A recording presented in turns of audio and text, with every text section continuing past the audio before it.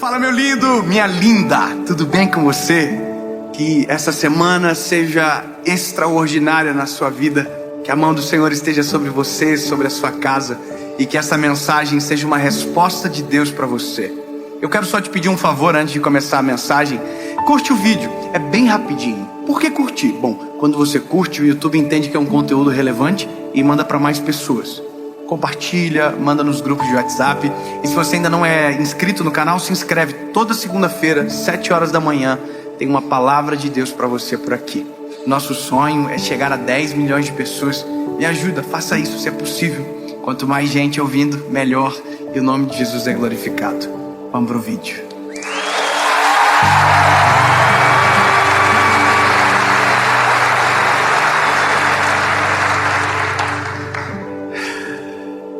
Evangelho de Jesus, conforme escreveu João, capítulo de número 11. Ah, Jesus, eu te amo. Ora, havia um certo homem enfermo, chamado Lázaro. Lázaro de Betânia, da aldeia de Maria e de sua irmã Marta. Era aquela Marta que ungiu o Senhor com unguento e secou os seus pés com seus cabelos, cujo irmão Lázaro estava doente. Portanto, suas irmãs enviaram até ele dizendo: Senhor, eis que está enfermo aquele que tu amas. Quando Jesus ouviu isso, ele disse: esta enfermidade não é para a morte, mas para a glória de Deus, para que o Filho de Deus seja glorificado por ela.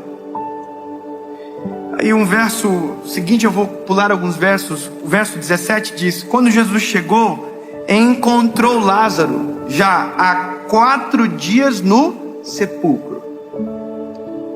O verso 32 diz: tendo, pois, Maria chegado onde Jesus estava, e vendo, lançou aos seus pés, dizendo: Senhor, se tu estivesses aqui, o meu irmão não teria morrido.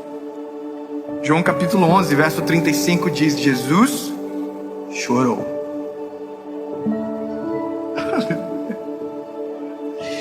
Nada é impossível. Nada é impossível, nada. Aí o verso 37 diz: e alguns deles disseram: não podia este homem que abriu os olhos do cego fazer também com que este homem não morresse? Todos eles estão só falando de uma coisa: da cura da doença. Eles não estão crendo na possibilidade de uma ressurreição. Todos eles estão dizendo, Marta está dizendo, Maria está dizendo: se o Senhor tivesse chegado antes, meu irmão não teria morrido. Ela está dizendo: você tem poder para curar a doença. O que eles não sabem é que Deus tem poder para ressuscitar. Aleluia. Sabe, os homens que estão à volta, os judeus,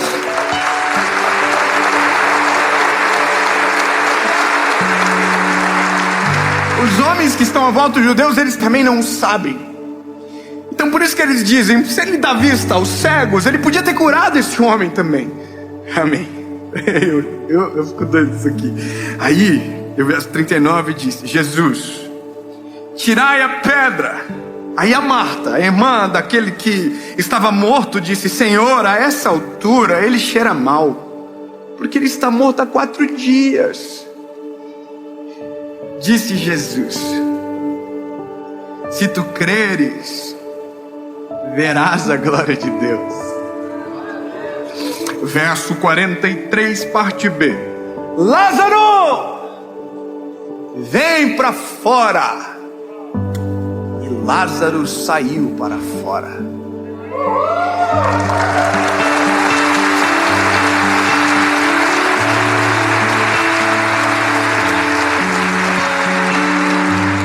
A nossa fé em Deus, ela é mensurada pelo nível das nossas experiências e porque os nossos olhos viram alguma coisa.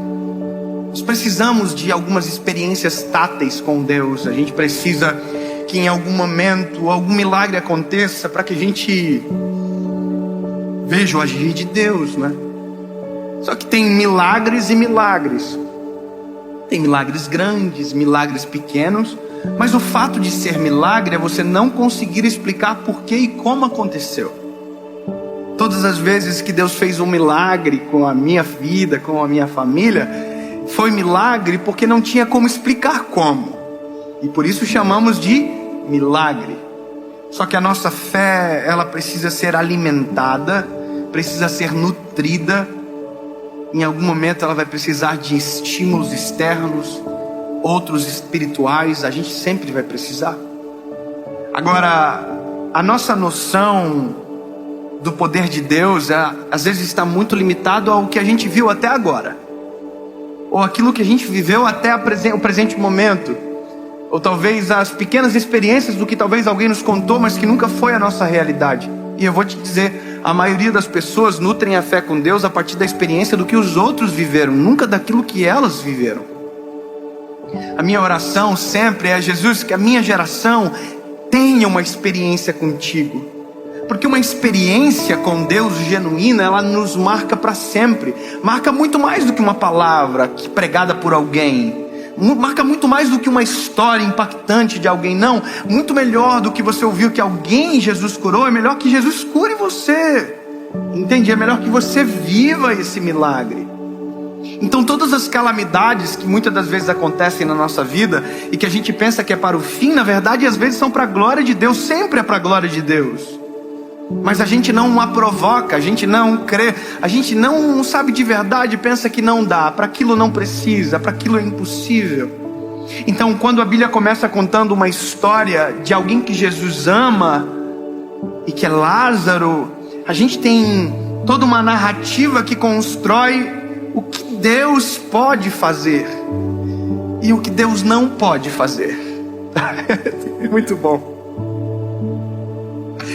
Jesus, eu te amo. Eu vou falar de novo. O que Deus pode fazer e o que Deus não pode fazer, está escrito aqui. Você vai dizer: Dave, o que Deus pode fazer? Eu sei, você leu. Deus pode tudo. Mas o que Deus não pode fazer, se Ele pode tudo? Ele não pode ignorar. Não porque não pode, porque não consegue resistir a um coração contrito e quebrantado.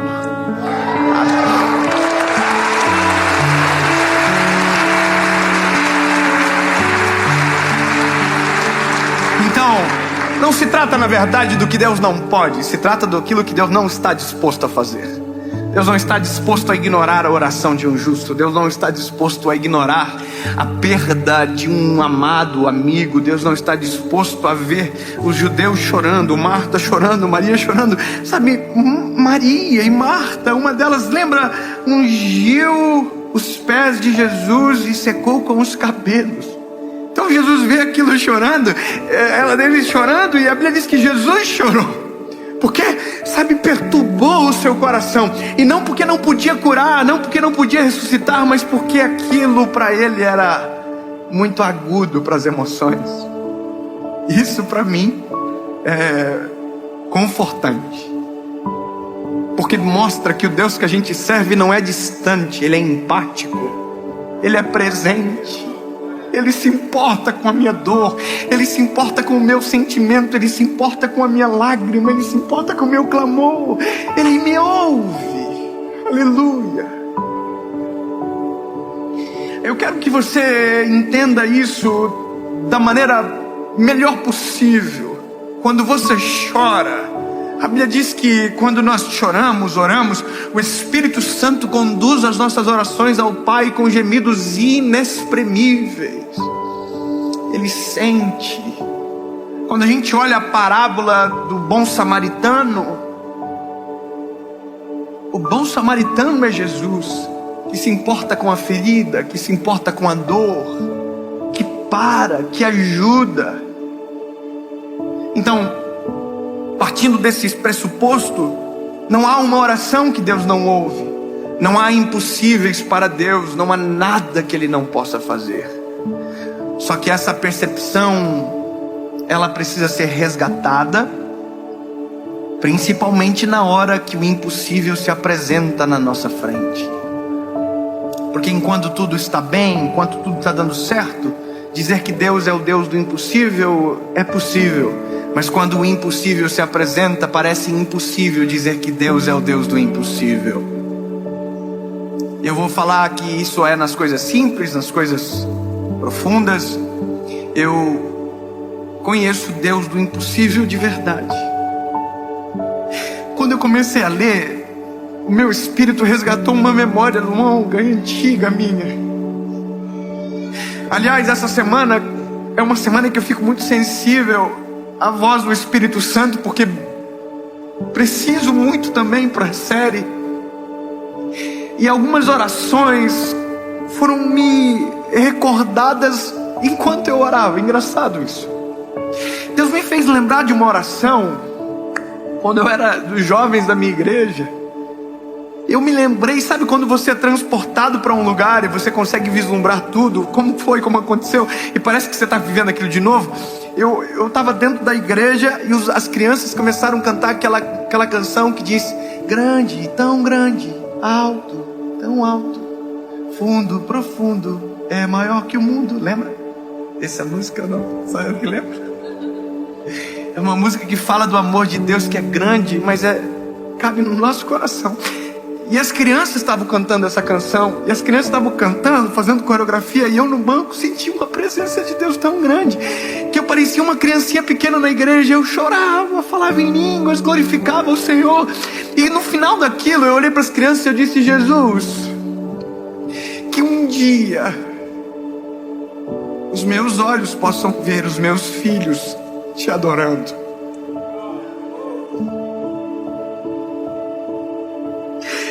Que um dia eu possa ver, e parecia tão distante, tão longe, e agora de repente eu já tenho 3 filhos, e agora eles, só que agora eu resgato outras orações, eu começo a lembrar de todas as respostas, de todos os impossíveis. E agora, esses dias atrás, eu acho que até contei uma das mensagens no YouTube, mas eu tive uma experiência com meu filho, com o João, muito profunda com ele, sobre impossíveis. Impossíveis que são subjetivos, porque para mim parece ser impossível, e era naquele momento, mas para alguém pode ser muito simples, mas é milagre porque não se explica, lembra? O João passou mal a noite toda, vomitou a noite toda. E quando ele acordou, a gente tem um acordo na nossa casa de falar somente a verdade, mesmo que a verdade às vezes doa de ouvir. Então a gente fala: olha filho, você vai tomar vacina. A gente não fala que vai dar uma volta e tem um golpe. A gente fala a verdade. Então a gente fala: filho, vai tomar pique e dói, mas passa. O papai toma pique, também não gosta, e também isso é verdade. Irmão, eu morro de medo. Então como que eu vou mentir pro meu filho? Então a gente tem esse acordo. E aí quando ele acordou mal, vomitando muito, eu chamei ele e falei: filho, olha só, se você não melhorar, o papai vai ter que te levar no hospital. Aí, irmão, falar isso para um filho, quem é pai sabe aqui o que eu tô falando, né? Se a gente pudesse tirar a doença do nosso filho e colocar na gente, a gente fazia. Aí quando eu falei para ele no hospital, ele já marejou os olhinhos na hora. Aí eu falei para ele: filho, olha, e aí você vai ser examinado, provavelmente você vai ter que tomar um sorinho, filho, na veia, vai ter que colocar uma agulhinha. Vai doer um pouquinho, mas vai passar. Mas aí você vai ficar bonzinho, filho. Aí ele começou a chorar e falou: papai, eu não quero ir pro médico. E aí o meu lado pai, frustrado, conectou-se com o lado homem de Deus, que já viu milagres acontecendo. E sabe, eu olhei pro meu filho e disse: filho, tem uma saída. Isso é difícil fazer. Eu falei: filho, tem uma saída. A saída é a gente orar e o papai do céu curar você. Se o papai do céu te curar, filho, você não precisa ir para o hospital. Mas se o papai do céu achar que por bem a gente vai para o hospital, não tem problema. Quando eu falei isso, passou um filme na minha cabeça de todas as vezes que Deus se mostrou para mim, de todos os milagres que eu já vivi. Só que agora era o meu filho que precisava de um milagre, pequeno, mas precisava. E aí eu falei: vamos orar com o papai. Ele já sabe como funciona. Ele fechou o olhinho e ele falou isso aqui: papai do céu, cura eu. E eu disse: Deus, me permite te apresentar ao meu filho dessa maneira. Me permite que o meu filho, Senhor, te conheça de primeira como um Deus que cura, que faz milagre, em nome de Jesus. Amém. Eu disse amém, o meu filho disse amém, e na hora, imediatamente, o semblante do meu filho mudou, a cor reestabeleceu, e ele olhou para mim e disse: papai, eu tô bom.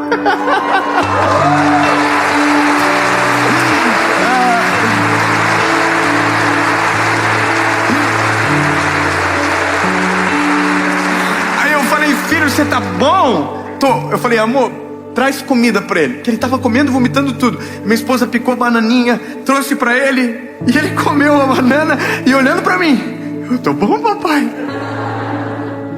E aquela consciência dominou ele. Jesus me curou. E ele passou a semana falando: papai do céu me curou, papai do céu me curou. Eu perguntava: o que aconteceu, filho? Fala pro amigo do pai. Papai do céu curou eu. Sabe, papai do céu curou eu, até o dia que o Noah ficou doente. E sabe o que ele me disse?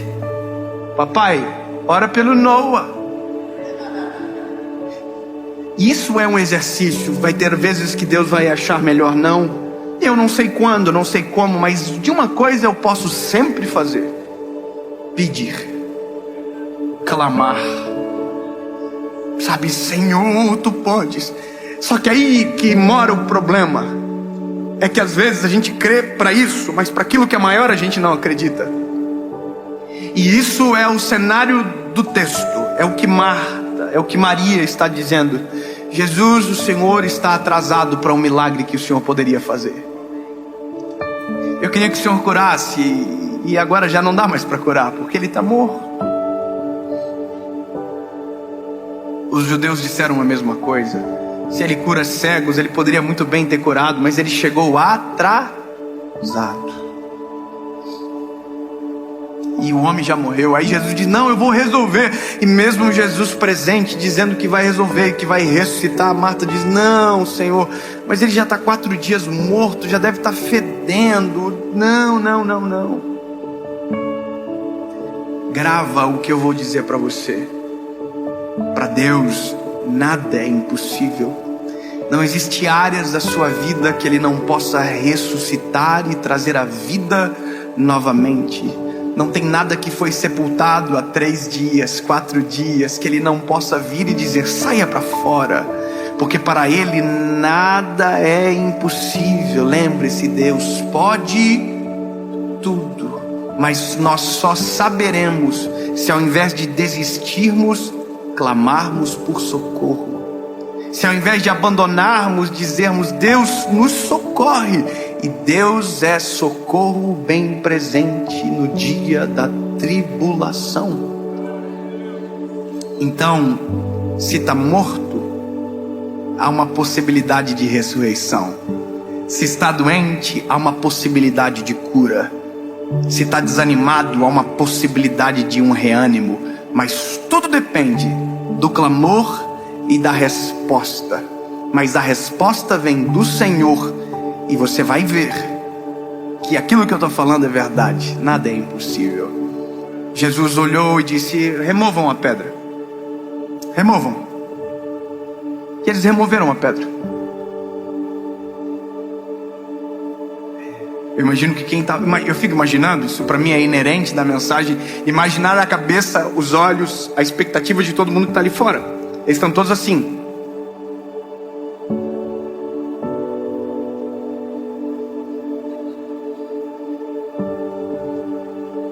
E aí, vai ressuscitar, será? Será que essa pedra é pesada? Depois vão ter que fechar de novo, né? E se ele não vir para fora? E se não rolar? É por isso que a gente não provoca os milagres. É por isso que a gente não clama. Porque a gente diz: e se ele não quiser? E se ele não responder? E se ele não curasse o meu filho? E aí? Entende? A vergonha impede a nossa fé de provocar o extraordinário. Não tenha vergonha. Se Deus não quiser, Ele não quis. Mas você fez a sua parte de pedir. Você fez a sua parte de clamar. Você fez a sua parte de dizer: Deus, haja a meu favor. Talvez não seja agora, talvez seja depois de amanhã, talvez seja depois de 4 dias. ela já tinha pedido para Jesus ir até ela. Jesus não foi na hora que ela pediu. Ela já havia dito, Jesus, ele mandou um mensageiro, o irmão, que você sabe, você ama ele está doente, venha. Aí Jesus não foi no primeiro, não foi no segundo. Ou seja, a primeira oração não foi atendida, porque havia milagre maior para acontecer, e que o milagre quanto maior, mais glorifica o nome do Senhor. Eu sei que na corrida do milagre a gente às vezes não tem paciência, a gente não quer esperar, mas sim, Deus pode, e sim, esperar pode valer muito a pena, clamar vale a pena. A história termina com Jesus chegando aparentemente atrasado. Oh, lindo! Às vezes nós preparamos um cenário para que Jesus chegasse na nossa história, e a gente tem a impressão que ele está atrasado porque não chegou na hora que a gente programou. Nós oramos e na hora que oramos Deus não respondeu, e a gente tem a ideia que talvez ele nunca mais responda. Não esqueça que a gente age dentro de um tempo, Deus age dentro de outro tempo. Se o nosso é o Cronos, o tic-tac, do Deus é o Kairos, é eterno e é perfeito. A gente quer para agora, mas talvez Deus saiba que o melhor é amanhã, e a gente só vai descobrir quando chegar amanhã. Portanto, confie no Senhor. E eu repito para você, não existe nada impossível, nada morto que ele não possa ressuscitar. Os sonhos, as famílias, os corações, em nome de Jesus. Em nome de Jesus.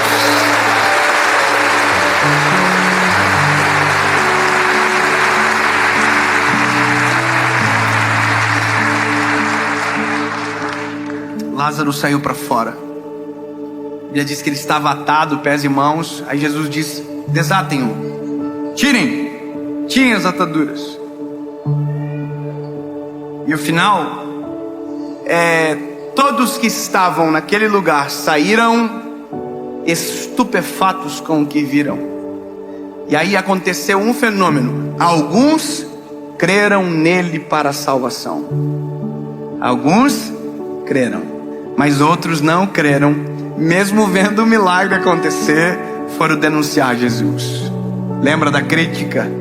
Lembra? Lindo. Mesmo do bom sempre vai ter alguém que vai tentar encontrar um defeito. Mas a questão mais importante, que eu termino a história aqui, é que quando eu chego no final da história de Lázaro, entendo que tudo que Deus faz tem um propósito maior do que o próprio Lázaro, que é a glória do seu nome. Deus não curou o meu filho porque ele é melhor do que o filho de alguém aqui. Deus curou o meu filho para a glória dele. E hoje eu estou falando aqui para a glória dele. E é por conta de que é para a glória dele que talvez você vá para casa e no dia da angústia você vai clamar e vai viver o teu milagre também. E lembre-se, vai ser para a glória dele. Tudo é para ele.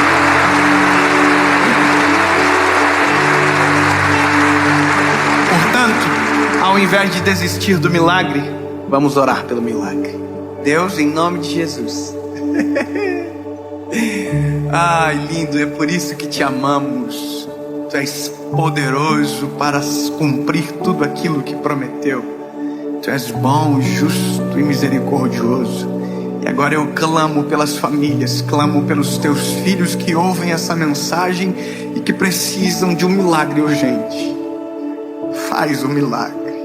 Traz a cura, ressuscita aquilo que morreu. Cumpre o teu querer, Jesus, para a glória do teu nome. E que em alguns dias testemunhos cheguem desta palavra, pessoas curadas, transformadas e libertas. É nisso que eu creio, em nome de Jesus, amém.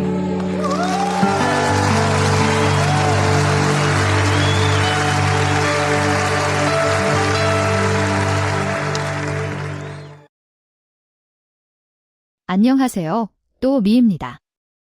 사람들은 종종 낡은 것이 가버리면 새로운 것이 더 좋아진다고 말합니다.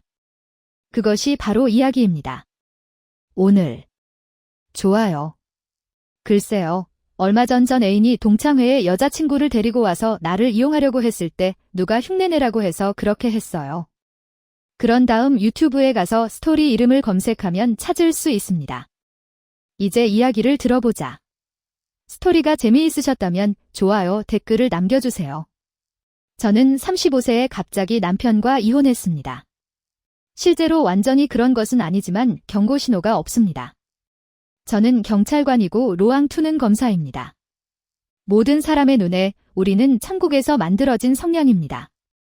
어느 날 밤 휴연 램투는 불을 끄고 잠자리에 들고 천천히 말했습니다. 그는 현재의 삶이 고인 물 웅덩이와 같다고 느낀다. 그 후 그는 직업을 바꾸어 부자들을 위한 사건 전문 변호사가 되었습니다. 우리는 집과 차를 바꿨습니다. 아들이 초등학교에 들어가던 날 일주일에 한 번씩 이혼을 제안했는데 마치 의무를 다하는 것 같았다. 어쩌면 다른 사람으로 바꿔서 어떻게 되는지 살펴봐야 할 것 같습니다. 그래서 정말 사람을 바꿨고 월급도 또 걷잡을 수 없이 폭락했어요. 제어. 내 어깨를 잡고 세게 흔들었다. 나는 경찰관이고 범죄자이다. 잠시만 깨어 있어 주세요. 알았죠? 나는 즉시 반사적으로 그의 팔을 등 뒤로 구부렸다.